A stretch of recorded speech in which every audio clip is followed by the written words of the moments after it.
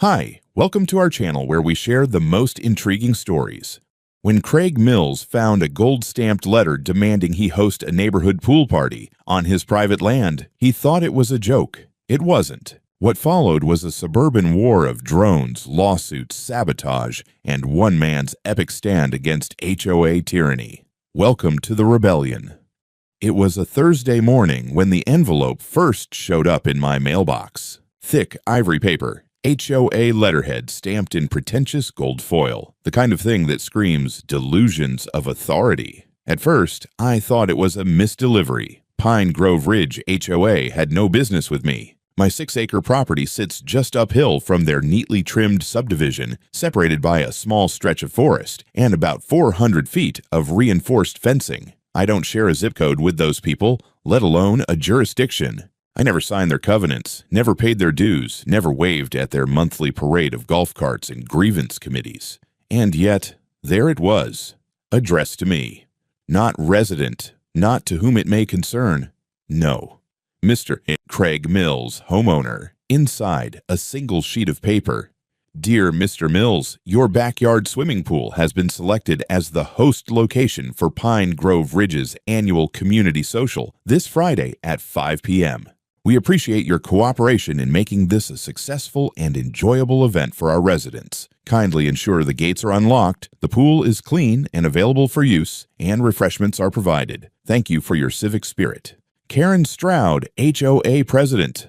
I read it twice. Then I read it a third time, slower, just to make sure I hadn't missed a hidden punchline or maybe a coupon for brain surgery. Nothing. Just arrogant certainty written in fancy font. I stood there, leaning against the mailbox post, blinking into the soft Carolina morning, wondering if I just stepped into a parody of suburban entitlement. No prior request, no greeting, no please. Just a dictation. Open your gates, serve us drinks, host our party. Back inside, I sat down at my desk and composed what I considered to be a fair and measured response. I explained, in plain language, that my home and land were not part of Pine Grove Ridge, that I had no affiliation with their HOA, and that my property was private. I even attached a scanned copy of my deed and boundary map, highlighting the clear line of separation. I kept it polite. I even closed with best regards. I sent the email and figured that would be the end of it. It wasn't. The reply came back in under an hour. Mr. Mills, your refusal to participate in a simple neighborhood function is noted. While technically your home is not under HOA governance, we consider all adjacent properties part of our broader community. This event is important to our cohesion, and your lack of cooperation is frankly disappointing. You may not be legally bound, but you are morally obligated. I suggest you reconsider. A refusal to cooperate will reflect poorly on your standing as a neighbor. Karen Stroud. That was the moment I realized I wasn't dealing with a misunderstanding. This wasn't just poor communication or an overzealous party planner. This was a declaration of ownership, thinly disguised as civic courtesy. Karen believed she was entitled to my land, my pool, my time, simply because her subdivision could see the edge of my property line. I stared at her email, feeling that familiar burn start between my shoulder blades. It's a sensation I hadn't felt since my old days in private security. The creeping irritation that starts just before someone does something stupid and expects you to let it slide. I decided to take a walk around the property. I needed to clear my head. I walked the perimeter, 6 acres of privacy I'd worked hard to maintain. My house stood on the rise, overlooking a clean blue pool lined with cedar decking and shaded pergolas. Beyond that, a view of the lake and the misted trees that bordered the ridge below. I'd installed reinforced fencing, sensor-driven lights, high-res cameras, and an electric gate not out of paranoia, but because I'd learned early in life, boundaries matter. They keep people safe and out. When I returned home, I sent one final message. Karen, this is a formal notice that no one is permitted on my property without written consent. The pool is private, the land is privately owned, and your event will not take place here. Any further contact of this nature will be considered harassment. Please respect the legal boundary between Pine Grove Ridge and my property. Craig Mills. I thought that would do it. Most people, when faced with a clear legal line, back off. But something about that woman's tone, the manufactured calm, the veiled threats, told me that this was not someone who believed rules applied to her. Not unless she wrote them. So I walked out to the gate, tapped into the control panel, and reprogrammed the lock schedule. I enabled perimeter alerts, raised camera sensitivity, and updated the intercom script to include a new line, private property. All unauthorized entry will be documented and reported. Then I poured myself a drink, leaned back on my deck chair, and waited for whatever absurdity was coming next. Friday arrived with the kind of sticky southern humidity that makes you grateful for air conditioning and deep shade. I had a few errands to run that morning, nothing dramatic, just a supply pickup for a new client's home security install. But I made sure to leave the system fully armed before I left. Gate closed, lock engaged, cameras online, motion triggers calibrated to high sensitivity. I wasn't expecting trouble, not really, but I'd been in the protection business long enough to know the difference between peace and false calm. Around 4:45, my phone buzzed. The driveway cam detected motion, 5 separate vehicles entering the cul-de-sac that runs parallel to the south end of my property. I opened the app and stared at the feed in disbelief. SUVs, minivans, even a sedan with pink balloons tied to the antenna. Guests. Real guests. They were unloading coolers, folding tables, decorative lanterns. A woman stepped out with a stack of lawn chairs, another with what looked like a portable karaoke rig. I counted at least 15 people, none of whom belonged on my land. Then came Karen. She was wearing a pastel blazer and slacks like she was attending a political fundraiser, and she carried a clipboard under one arm like a sheriff showing up to enforce a town ordinance. She marched right up to my gate with 2 men flanking her, HOA board members I assumed, or just sufficiently neutered husbands, and stared at the control panel as if she expected it to open with a wink and a smile. Instead, she was met with a cold blue screen that read, "Private property. Access denied. Trespassers will be reported." She pressed the intercom. I let it ring. She pressed it again, more insistently, then again in rapid fire, like she was trying to brute force her way in with persistence alone. I answered, "Yes." "This is Karen Stroud, president of the Pine Grove Ridge HOA. We are here for the community event. Open the gate." "No." Silence on the other end. She blinked, momentarily unsure whether I was joking. I said, "Open the gate." "I heard you the first time." "This is not a request, Mr. Mills. We have dozens of residents arriving. They've made plans. You are expected to honor your community obligation." "I'm not part of your community, Karen. You're not getting in." She hissed through her teeth and turned back to the small crowd gathering at the edge of my drive. I watched as she rallied them like some suburban general, gesturing toward the gate, showing them her phone pacing in wide, authoritative arcs. Then she picked up her phone and dialed. A minute later, I got the second notification of the day. 911, police en route. I wasn't worried. I knew exactly how this would go. Still, I popped some popcorn, poured a glass of bourbon, and pulled up the multicam view on my monitor. 15 minutes later, a county sheriff's cruiser rolled up the road and stopped at the foot of my property. I recognized the officer, Deputy Blake, a younger guy I'd met a few times when helping install remote surveillance systems for local farms. He was solid. More importantly, he was sane. Karen intercepted him like a heat-seeking missile. "Officer, thank God. We have a serious problem. This man is endangering a community event. He's refusing entry to residents. He's locked a public access gate." "It's not a public access gate," Blake said calmly. She paused, blinking hard. "Yes, it is. It connects to our community. His pool is clearly within view of several ridge homes. We've always considered it an implied easement." Blake raised a hand. "Ma'am, let's slow down. Mr. Mills isn't part of your HOA. His property is private, fully fenced, deeded separately, and not subject to your association's jurisdiction. We've confirmed this multiple times with county records." Karen's face flushed. "So you're telling me he can just deny us access?" Blake gave her a tight smile. "That's exactly what I'm telling you." I buzzed the intercom again. "Karen, maybe next time send an RSVP before trying to annex my pool." She whirled around and flipped off the camera. I laughed. The guests began to disperse slowly, like shoppers leaving an overhyped estate sale. I watched folding chairs being shoved back into trunks, lanterns being untied, grumbling and shuffling like the air had gone out of their collective balloon. One woman snapped a photo of my gate with her phone. Another tried to discreetly flip off the security camera and walk directly into a garden light. Blake gave me a thumbs up on his way out. I raised my glass from the porch. The sun set slowly that evening, casting golden light over the lake. The pool lay quiet, untouched. No screaming kids, no HOA karaoke, no Karen. I woke up Saturday morning feeling smug and sunlit. The air was still thick with summer heat, but the storm from the night before, the human one named Karen, had passed, and my land was undisturbed. No broken lights, no glitter explosions, no HOA party detritus flung over the fence in retaliation.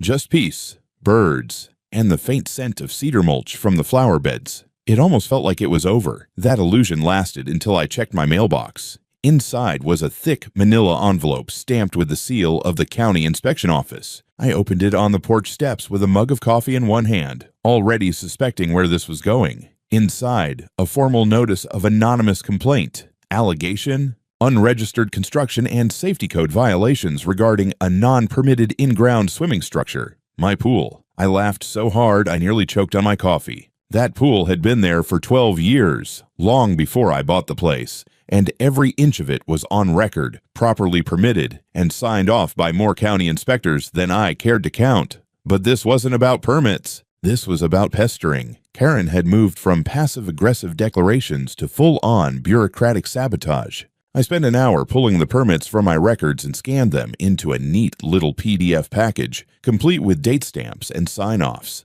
Then I printed 2 copies just in case. When the county inspector showed up that afternoon, a tired guy named Mark, who looked like he'd rather be anywhere else, I invited him in, handed him the folder, and said, "I think you're wasting a trip."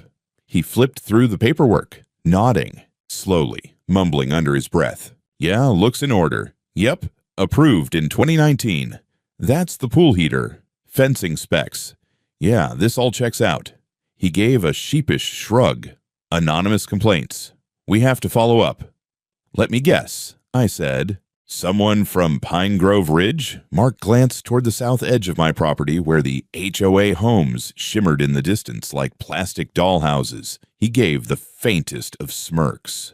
"We've been getting a lot of anonymous complaints from that area lately, usually against the same 2 or 3 properties. Any of them involve a woman in a pastel pantsuit with God-complex energy?" He laughed. "You know what? Don't answer that." After he left, I sat back down in my home office and opened my security dashboard. I wanted to know just how busy Karen had been. I pulled access logs from the past 48 hours, checking motion detection alerts near the fence line, particularly by the southern perimeter. Sure enough, 4 instances of someone loitering near the property at odd hours. Same build, same walk, same handbag silhouette. Karen, once just after midnight, once at dawn. The next day, things escalated. I received 2 more complaint notices in my inbox before lunch. One accused me of excessively bright exterior lighting causing distress to neighboring homes. The other claimed my surveillance system violated reasonable privacy expectations by recording community residents without consent.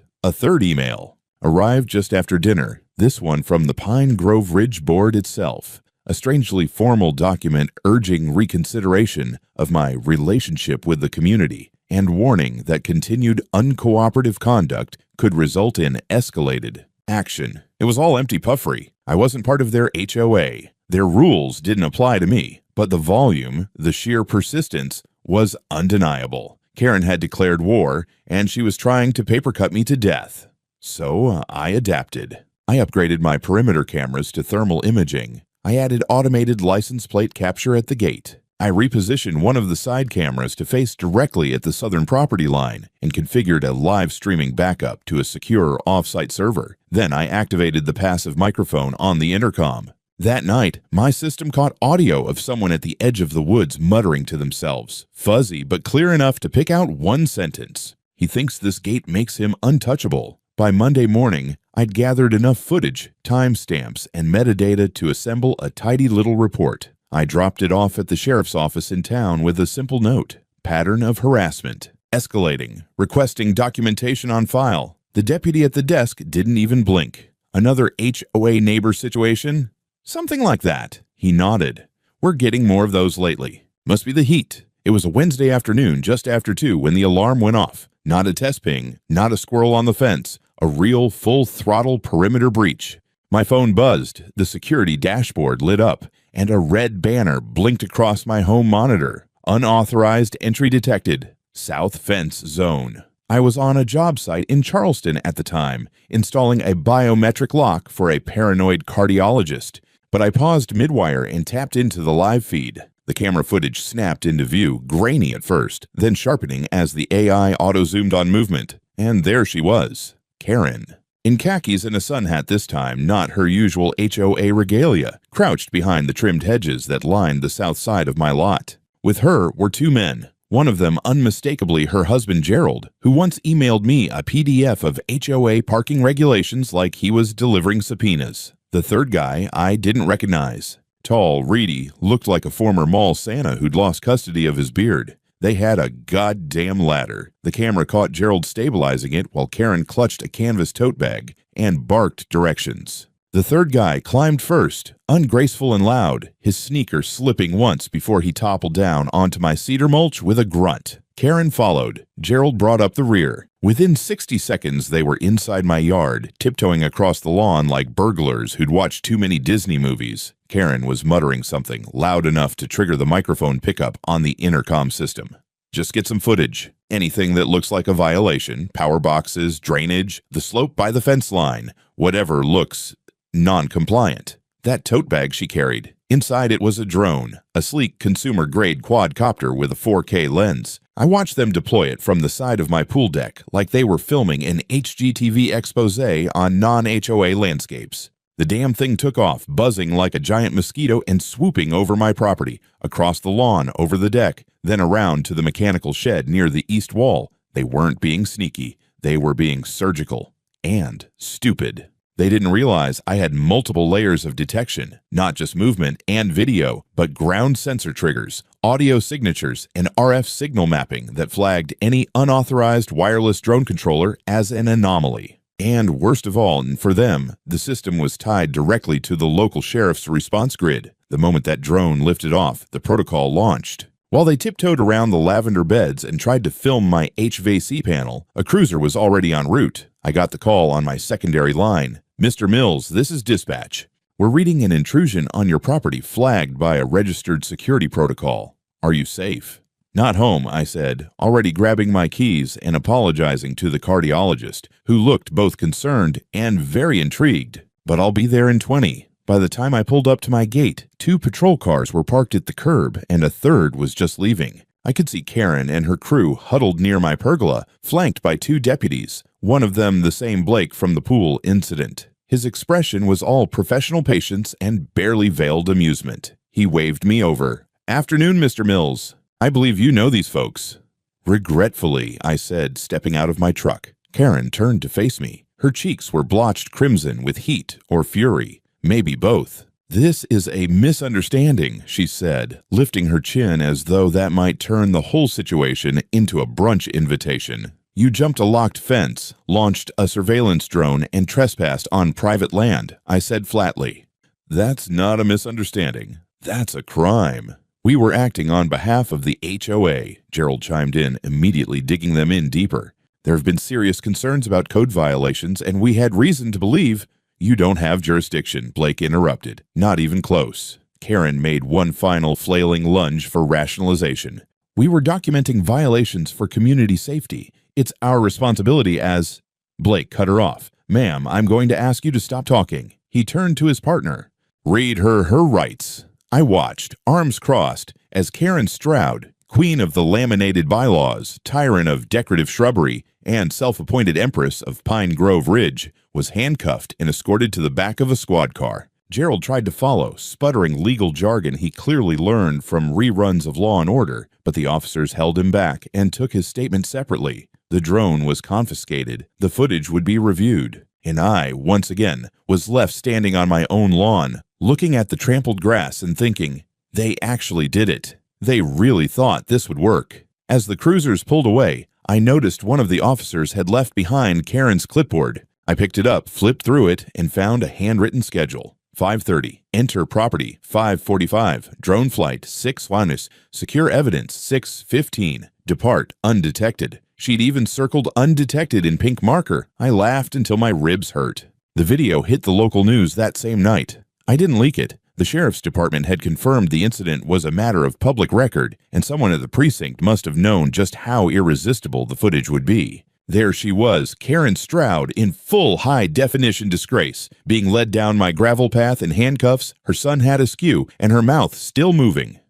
The caption at the bottom of the screen read, HOA President arrested after drone trespass incident on private property. By morning, it was everywhere. News blogs, HOA discussion forums, Reddit threads titled things like, Suburban Tyrant Karen Arrested for Trying to Annex Backyard Pool. One YouTube channel looped the arrest footage with dramatic violin music and pop-up text bubbles that read, Ma'am, this is not your yard. I spent the better part of the day fielding phone calls, not from journalists, but from neighbors. Not my immediate neighbors, mind you. My fence line was deliberately built to avoid those, but residents of Pine Grove Ridge. A dozen in total, all of them tired, cautious, and furious. They weren't defending Karen. They were apologizing for her. One woman, Lisa, from the far cul-de-sac, told me her teenage son had once been cited by Karen for wearing headphones while mowing the lawn, as it violated auditory visibility protocols.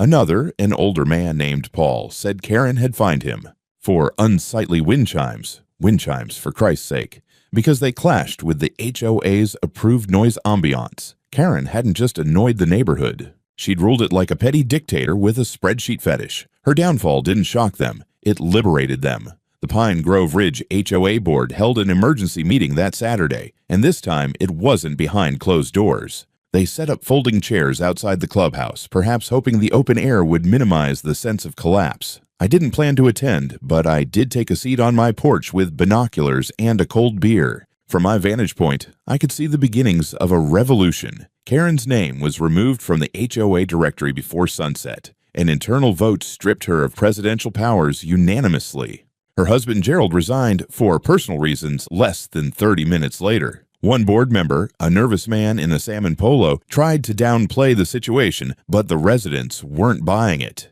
They wanted blood. Or at least a refund on the community beautification fund Karen had been tapping for years. 2 days later, a local investigative reporter ran a piece on HOA mismanagement across the state, and Pine Grove Ridge was suddenly the poster child for abuse of power. The article detailed outrageous fines, secret surveillance initiatives, and even a failed proposal Karen once submitted to restrict Halloween decorations to a 2-day window to prevent pagan visual clutter. With public pressure mounting and the HOA now under scrutiny from the County Oversight Committee, the entire board stepped down en masse. Pine Grove Ridge was suddenly leaderless, rudderless, and to my deep satisfaction terrified of doing anything without legal review. I kept out of it. I declined every interview request, turned down podcast invites, ignored social media tags. The only public statement I made was a short, dry message posted on the fence near my gate. Private property.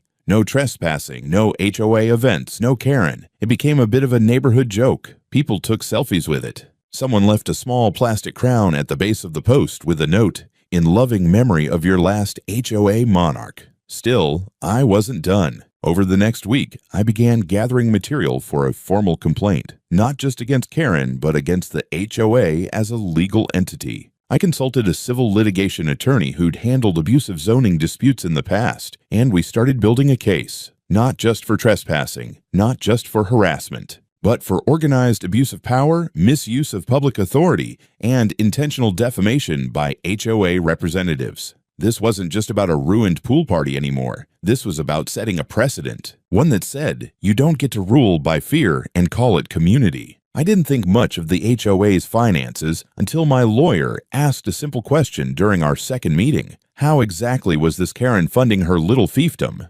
It was a good question, and one I hadn't considered beyond the usual dues and fines. Racket. But when we requested public financial records, as any HOA in the state is legally required to disclose, we uncovered something that made both of us stop cold. The numbers didn't make sense. Over the past 3 fiscal years, Pine Grove Ridge's operating budget had ballooned by almost 60%, despite having no major infrastructure projects, no legal battles on record, and no disaster relief events. Yet funds marked for community enrichment, safety initiatives, and special event expenses totaled over $150,000. There was even a line item for outdoor engagement infrastructure that matched almost exactly the retail value of the surveillance drone I watched them fly over my yard. It got worse.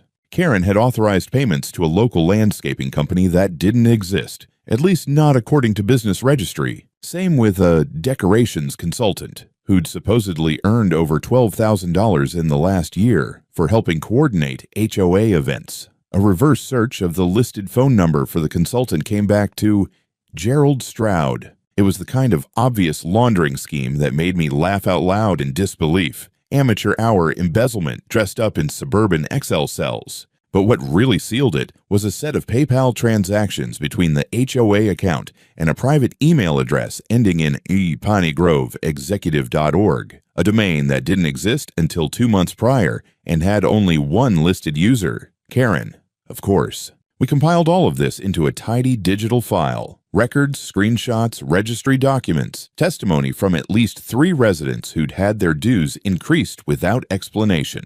The whole thing was handed over to the county prosecutor's office under the heading Suspected Financial Misconduct and HOA Fund Misappropriation, and the county moved fast. By Friday, subpoenas were issued. An accountant specializing in nonprofit fraud was brought in to review HOA expenditures. The HOA's frozen bank account became a local headline. And while Karen was still awaiting her court hearing on the trespass charge, this new mess shifted her from a petty local tyrant to the face of an active fraud investigation. I didn't stop there. I went to the State Committee on Neighborhood Infrastructure and filed a grant application. The idea: use frozen HOA funds to build a community pool and rec area open to all residents of the county, but specifically located outside HOA jurisdiction. The name? Freedom Springs. Subtlety had long since left the building. I proposed using the land adjacent to Pine Grove Ridge's southern boundary, technically an unincorporated parcel I happened to already own. They'd ignored that field for years, thinking it too uneven for development, but I'd always seen its potential. The county clerk I submitted the idea to chuckled when she read the proposal name. "You're really going for the jugular, huh?" "I'm just trying to promote healthy community values," I said with a straight face. Meanwhile, Pine Grove Ridge was imploding from within. Without a board, without funds, and now without credibility, the neighborhood lost 8 members in a single week. Families who either sold their homes in a panic or simply stopped paying dues entirely. Some residents painted over the HOA logos on their neighborhood signs. Others began openly violating long-held aesthetic rules. Pink flamingos in lawns, Halloween lights in July, lawn gnomes by the dozens. An elderly woman named Marlene left a voicemail on my office line. "I don't know what you did, Mr. Mills, but for the first time in 15 years, I feel like I can plant what I want in my own garden. Thank you." It was a satisfying storm to watch. Not because I hated HOA as a concept, I didn't, but because I'd seen what unchecked control does when it grows in silence, when it's rubber-stamped with the phrase community standards and used to stomp on people who don't conform. Karen had tried to conquer a man's backyard with party banners and fake authority, and now her little kingdom was burning, courtesy of her own spreadsheets. I thought she'd finally retreat. After the trespass charge, the public embarrassment, and the unraveling of her HOA empire, it seemed logical that Karen would slink off into quiet suburban exile, maybe take up pottery or start a blog about community gardening. But I underestimated her appetite for humiliation. She came back with one last swing. It started with an envelope, again. This one delivered not by the post office, but hand-delivered to my business Dropbox in the dead of night. No return address. Just a single sheet of paper, a notice of civil suit, filed by Karen Stroud against me, Craig Mills, for intentional defamation of character, obstruction of HOA duties, emotional distress, and loss of community standing. I laughed so hard I nearly dropped my coffee on the truck bumper. She was suing me. After everything. My lawyer, a woman named Robin who'd spent most of her career demolishing bad faith zoning suits, was less amused. "It's not a strong case," she said, flipping through the paperwork with gloved fingers like it might be contagious. "But it's noisy, designed to make you look like the aggressor. It's Karen's last stand." We filed a countersuit within 48 hours, citing malicious prosecution, harassment, and the mountain of evidence we'd already compiled. While the lawyers did their dance, Karen tried one more stunt: sabotage. One morning, I arrived at my home office to find the power cut. The breaker panel outside had been tampered with, not ripped open, but surgically flipped and resealed. like someone who knew what they were doing had deliberately interrupted the supply. I flipped it back, reviewed the footage, and there she was. Karen on my cameras again, just outside the range of the driveway motion floodlight, dressed in black like some HOA ninja, reaching behind the panel with gloved hands. I called it in. She was picked up within the hour. Second arrest. No nonsense this time. No tears or excuses. Just silent fury as she was loaded into the cruiser again. Her court date got moved up by 2 months. And that court date, it was delicious. The courtroom wasn't crowded, but it didn't need to be. Karen sat with her lawyer, a visibly exasperated man who kept adjusting his tie like it might strangle him, while I sat with Robin, sipping from a thermos and quietly marveling at how predictable everything had become. The judge read the accusations, frowned, and then asked a single question. Ms. Stroud, can you explain how a man whose property is not subject to your HOA obstructed its function by not allowing you access to his pool? Karen stood up. Bad idea. She launched into a speech, not an argument, not a defense, but a speech about community, tradition, responsibility, and how leadership sometimes requires difficult decisions. She said words like symbolic unity, neighborhood cohesion, and protective oversight. The judge let her go on for nearly 3 minutes before raising a hand. Ms. Stroud, he said dryly, you're not a public official, and this is not a Renaissance fair. Sit down.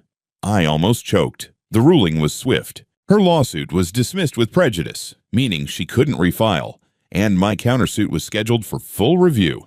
The judge also recommended criminal charges for the electrical sabotage and issued a temporary restraining order preventing Karen from stepping within 300 feet of my property. Outside the courthouse, I passed her on the steps. She didn't say anything, didn't even look up. Just clutched her purse like it was the only thing she still controlled. For a brief moment, I almost felt sorry for her. Almost. That night, I installed another camera, not because I needed more angles, but because I'd learned one thing very clearly. Tyrants don't go down quiet, they flail, and I wanted every second on tape. I didn't attend the sentencing. By then, I didn't need to. Karen's third arrest, this time for violating the restraining order and trying to follow my truck in a tinted sedan like she was auditioning for CSI. HOA had sealed her fate. The county prosecutor didn't play around. The court found her guilty of criminal trespass, harassment, and tampering with a utility system. She was sentenced to 30 days in county jail and 12 months of probation, plus a court-mandated psychological evaluation to assess boundary recognition and impulse control. No one from Pine Grove Ridge came to her defense. In fact, by the time Karen's sentence was handed down, the HOA she once ruled had essentially ceased to exist. After the fraud investigation froze their accounts and my grant proposal was publicly approved by the state, the rest of the HOA members voted to dissolve the organization entirely. It made local news. South Carolina community abolishes HOA after financial scandal and drone incident. There was even a segment on daytime TV where a cheery reporter asked, "Could your HOA be next?" Meanwhile, construction began on Freedom Springs, the new public rec area funded in large part by the recovered HOA funds. The irony wasn't lost on anyone. Where Karen had once tried to stage an unauthorized party on private land, a real, legally sanctioned community space was now being built, open to all, but under no one's thumb. I made a quiet point of not naming myself in the press coverage. Let them say it happened by karma, accident, or bureaucratic miracle. I didn't care. My name was only on one thing, a solid metal plaque bolted to the entry fence of my own backyard. Private property, no trespassing, no HOA, no Karen underneath it. I added one more line. Yes, the pool is heated. No, it's not for parties. Neighbors still stop by to take photos of it. One kid asked if the sign was real. I told him it was as real as Karen's ego used to be. And then, like any normal man who just fought off a petty suburban dictator armed with spreadsheets and drone tech, I poured myself a cold beer, sank into my backyard lounge chair, and listened to the sound of water. Peaceful, clean, undisturbed by bylaws or bake sales. The pool shimmered in the sun. The cameras rotated slowly on their mounts. The new mailbox stood tall, reinforced steel, Karen-proofed to hell and back. Sometimes I wonder what she's doing now. Maybe learning to meditate. Maybe drafting a memoir called HOA President, misunderstood and misquoted. Maybe just yelling at pigeons in a park somewhere about community discipline. But I don't think about her often because my gates are locked. My lawn is mine, and in my kingdom, 6 acres wide, freedom-flavored, and HOA repellent. Karen is just a funny story I tell guests over barbecue. And yes, I make them read the sign out loud before they swim.